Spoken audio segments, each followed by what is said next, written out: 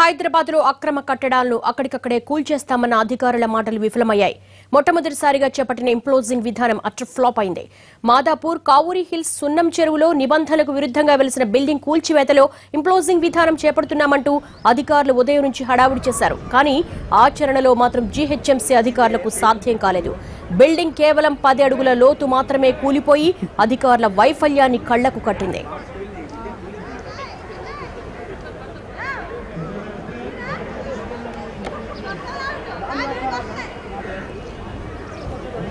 మనం విజువల్స్ లో చూస్తున్నాం. జీహెచ్ఎంసీ అధికారులు ఇంప్లోజింగ్ టెక్నాలజీ విధానంతో బిల్డింగ్ కూల్చేందుకు ప్రయత్నించారు. అయితే భవనం అటు పూర్తిగా కూలిపోకుండా ఇటు సగంలోనే నిలబడిపోయింది. దీంతో అధికారులు ఒక్కసారిగా అలర్ట్ అయ్యారు.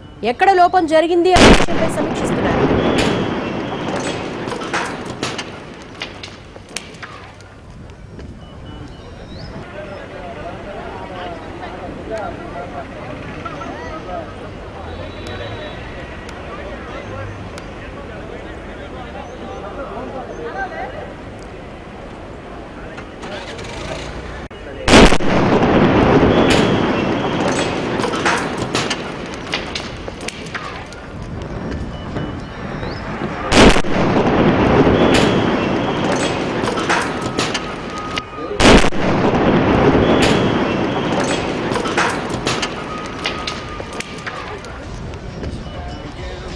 అసలు ఇంప్లోజింగ్ టెక్నాలజీ అంటే ఏంటి, దాన్ని ఎలా అమలు చేస్తారు అంటే బిల్డింగ్ కింది భాగంలో పిల్లర్లకు పేలుడు పదార్థాన్ని అమర్చి పేలుస్తారు.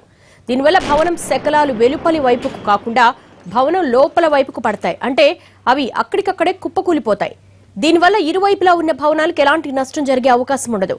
ప్రపంచంలోని పెద్ద నగరాల్లో భవనాల కూల్చివేతకి ఇటువంటి విధానాన్ని అనుసరిస్తున్నారు. గతంలో ముంబైలో కూడా ఇంప్లోజింగ్ టెక్నాలజీని ఉపయోగించారు.